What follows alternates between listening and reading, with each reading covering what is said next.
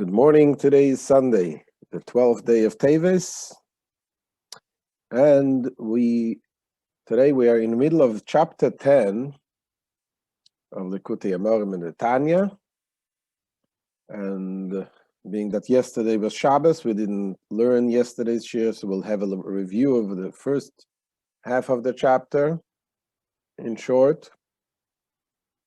In order to understand this, this chapter really is talking about the Tzadik, the righteous person. The righteous person, there's in the beginning, the first chapter of the Tanya, the Alter Rebbe explained there's two levels of a Tzadik: a complete righteous person, Tzadik Gamur, and Tzadik She'enei Gamur, a complete righteous and an incomplete righteous person. Now, to understand this, first of all, we need to just understand a little bit of what we're talking about. What is a righteous person? This book of Tanya has also another name. It's called the Sefer Shel Beinanim, the book of the intermediary. And as we'll see in the chapters that are coming up, we'll see that a Beinani, intermediary, is not such a simple thing to be. Because a Beinani is someone who has full control in his thoughts, in his speech, and his action. That is not, if you look at him, you see a holy man. Not even 1 minute in his life is he thinking of doing bad. But he's still called a Beinani, intermediary. Why? Why isn't he called a Tzadik? Because really he did not eliminate the evil altogether, meaning there is something left there. It's in full control, meaning that that he is capable of having a desire to do something bad, but is not acting on this desire. Not only is not acting, is not even thinking of acting on this desire. He right away pushes it away. And it could be that he lives a life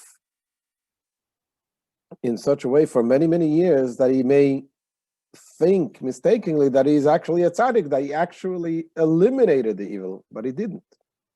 So this is a Beinani. This is the average person. That person that is in full control of his garments of his soul, the thoughts, the speech, the action, but he didn't eliminate completely. And this is basically what the Alter Rebbe is talking in this book. It's called the Sefer Shel Beinanim. I mean, this is the book for the Beinani, because this is the level that each and every one of us, every person is capable of reaching that level. Not that it's easy, but everyone is capable of reaching there. Then what is a tzaddik? A tzaddik is someone who not only is he in control, but he really eliminated the evil. Meaning that he doesn't have a yetzer hara, he doesn't have a desire to do something bad. He doesn't want to do something bad. In this chapter Yud, chapter 10, the Alter Rebbe is discussing what is a tzaddik. And he's discussing about the different levels of a tzaddik. So first of all, we have to understand, why is he talking about a tzaddik if this is something that the average Jew cannot reach that level? Only very few individuals that reach the levels of the tzaddik. We wish we would be a Beinani, but to have full control of our thought, speech, and action. So why is he talking about a tzaddik in the first place? And the answer is because, first of all, the fact that Alter Rebbe talks about a tzaddik, that means that there is something of a tzaddik that applies to every Jew. There is something there that, because deep inside us, there is a neshama, there's a godly soul. Ultimately, when Mashiach comes, that will be completely revealed. But even before the revelation of Mashiach, still from time to time, it can come up a little bit, that sense of the tzaddik in us. There's certain things for certain Jews will be completely out of the question. If you tell a person, go and bow to an idol, he's going to despise it. What do you mean? I'm a Jew. I pray to Hashem. If you tell a person, go eat a piece of pork, for some people it will be completely out of the question. What do you mean? I'm Jewish. I can't do this. And it's like completely despising it. So there's a little bit of the tzaddik in everyone. Obviously not to the extent that really takes over our life. But a little bit is there. And knowing that we do have it deep inside us helps us to be able to do our job in fighting the Yetzer Hara, the evil inclination, and reaching and trying to reach to the level of becoming a Beinoni.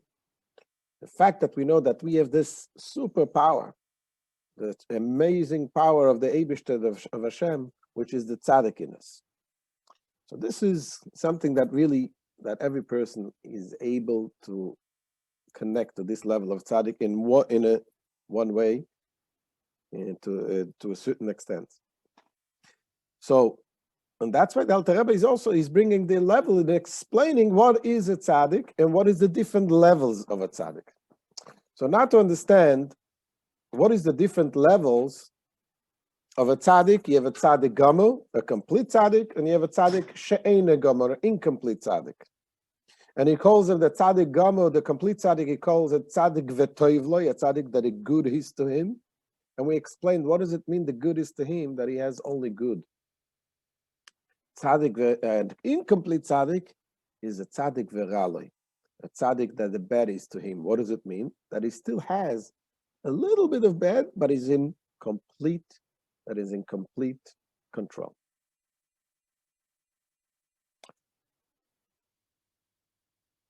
I'm trying to get how is it now? Is it better? So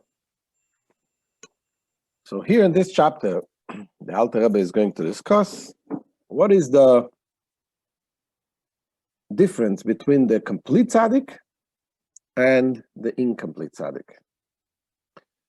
So to understand this, we'll just say one more point what we spoke about in chapter 9, where the Alter Rebbe explained the fight, the struggle between the godly soul and the animal soul. That each one of it, the godly soul wants to control fully the body, the thoughts, the speech, the action.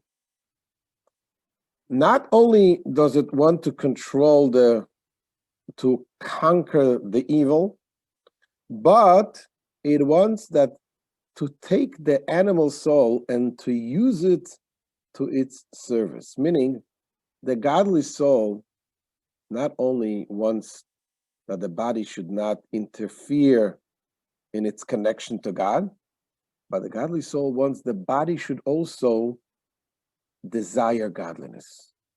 To convince the animal soul to love Hashem rather than loving things that it sees, the physical things. And this, in a way, is the difference between the complete tzaddik and the incomplete tzaddik. You see, the incomplete tzaddik also wants only good. Also, as he doesn't have a desire to do bad, but he did not transform completely his evil inclination, meaning not the evil. He doesn't have an evil thoughts, but he still has an animal soul,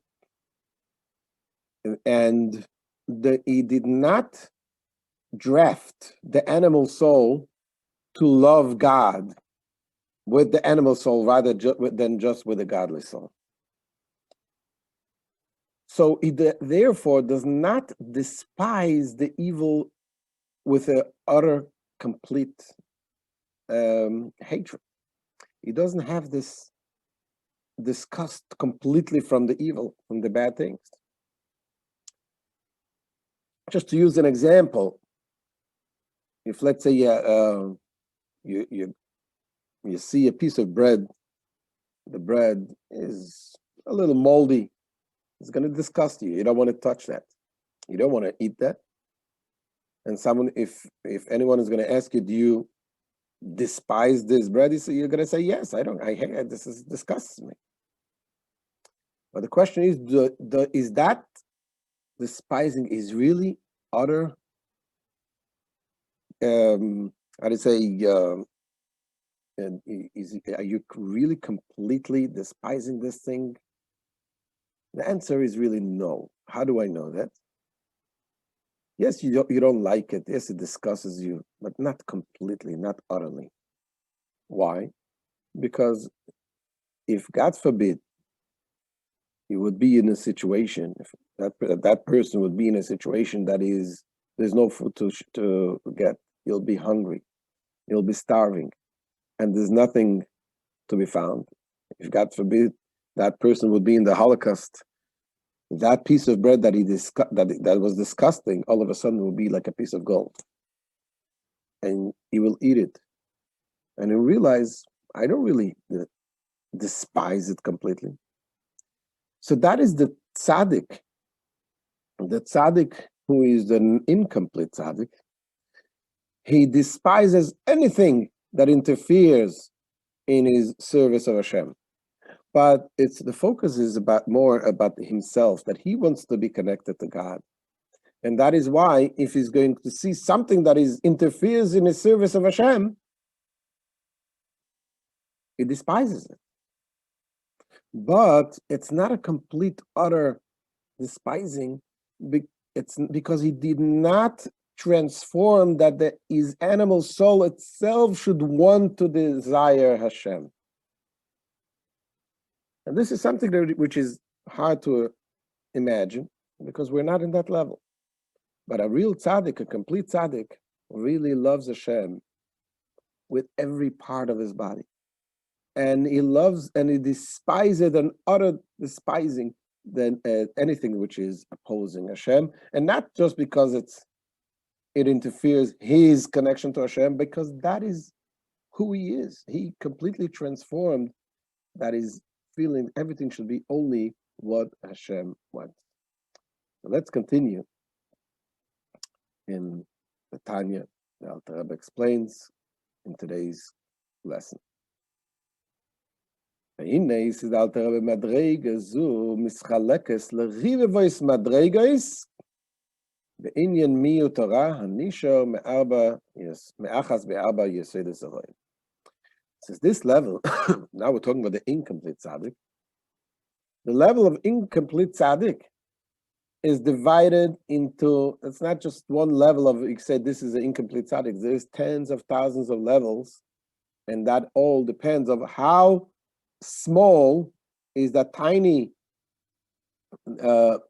evil that was left, that remaining evil that derives from the four bad elements, the evil elements, the air, the wind, the fire, the water, and the earth.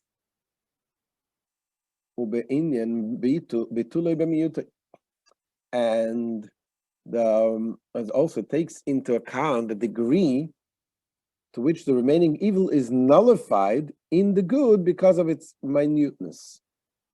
Bashishim al derech moshel, for example, where there is a concept in halacha, is batel bashishim, something which is nullified in 60. For example, if they have a drop of milk falling into a pot of chicken soup, if there is 60 times the chicken soup over the milk, then that milk is nullified. You don't feel the taste. You don't feel the taste of the milk. So if you don't feel the taste, but is there milk? Yes, there is milk there, but you don't feel it. It's nullified. But then there is other levels. There's something oy be'elef. You can nullify it in 1,000. Obviously, in 1,000, the nullification is much greater nullification. Uravava, tens of thousands. And so this is the different levels of the tzaddik, the different level of tzaddikim. There are many tzaddikim in that level. Incomplete tzaddikim, we have around many tzaddikim like that. and all in different levels, and that depending on how nullified is the tiny little bit of evil that is in them. These are the levels of the numerous tzaddikim found in all generations. As it says in the Talmud and the Gemara, the Tamneisar Alfei Tzaddikim, Tzaddikei Kamei HaKadosh Baruch Hu. There are 18,000 tzaddikim stand before the Holy One, blessed be He. So this is the level of the incomplete tzaddikim. Now what about the complete tzaddik? That's a whole different ballgame. Complete tzaddik is something which is very, very rare. We're talking about someone who not only eliminated the evil, but he transformed the evil. But regarding, concerning the level of a complete tzaddik, Rabbi Shimon ben Yochai, Ra'isi b'nei Aliyah v'heim mu'atim. Regarding this, Rabbi Shimon ben Yochai said the statement, I have seen b'nei Aliyah, superior men, v'heim mu'atim, and they are but few. Says the Alter Rebbe, why are they called b'nei Aliyah? What does it mean, superior men, b'nei Aliyah? And he gives two explanations. He says one thing, Shalachei nikraim b'nei Aliyah. This is why they are called, the complete tzaddik is called b'nei Aliyah. Shemehapchim hara u'malim oisa lekedusha. B'nei Aliyah means elevating, superior man, but it means ascending, elevating. Why? Because they are transforming the evil and they ascend, they elevate the evil into their holiness. That is why this tzaddik is called B'nei Aliyah, because he's elevating the evil into holiness. As it is similarly written in the introduction of the Zohar,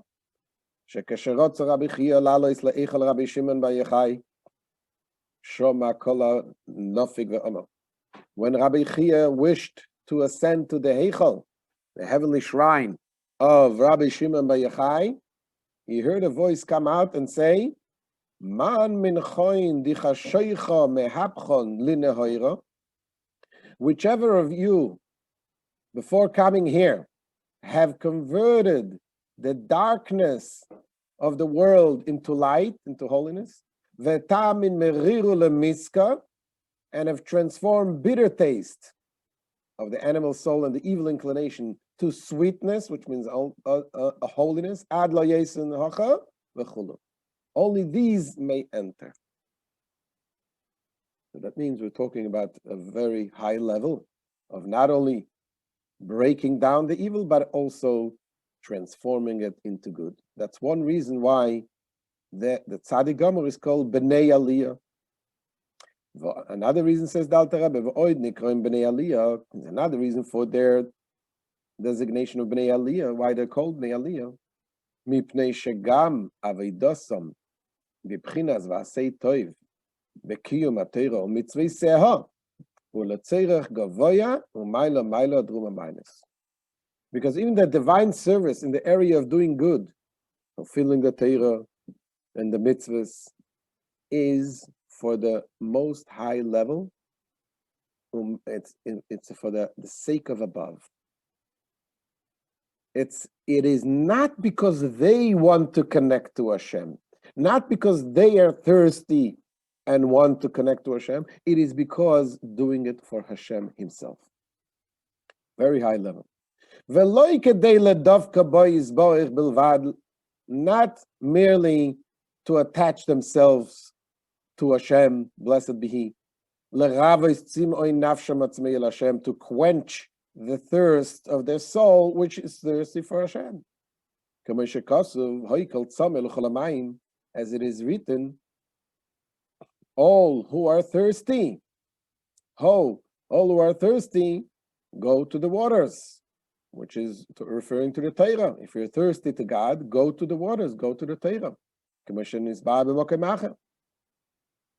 Hello. So these complete tzaddikim, they're not working in order to quench their own thirst to Hashem, But rather, their service of God is as the Tikkun Zohar explains, Eizeu Chosid HaMischasedim Koinei.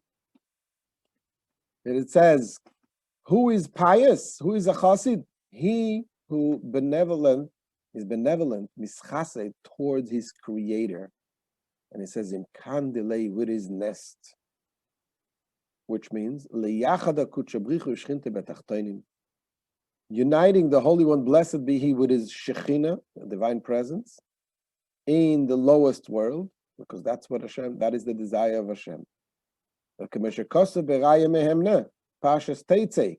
as it says in the Zohar, Raya Mehemna, in the portion of Teitzei, just like a son who exerts himself for his father and his mother, that he loves them more than he loves himself, and his own nefesh, ruach, and neshama, the three levels of his soul.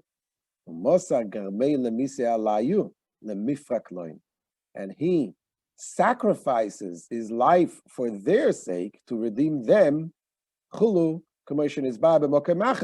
as is explained elsewhere.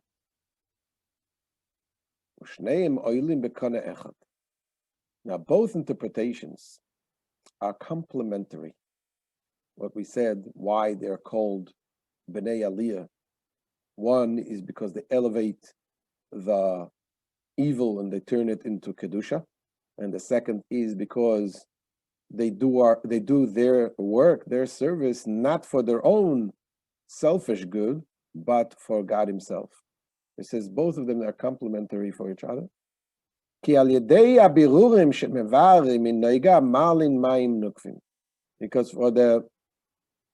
by refining the good found in Klipas Noiga, one elevates the feminine waters, affecting unions in the higher realms, so as to cause masculine waters, the mad, to descend to this world.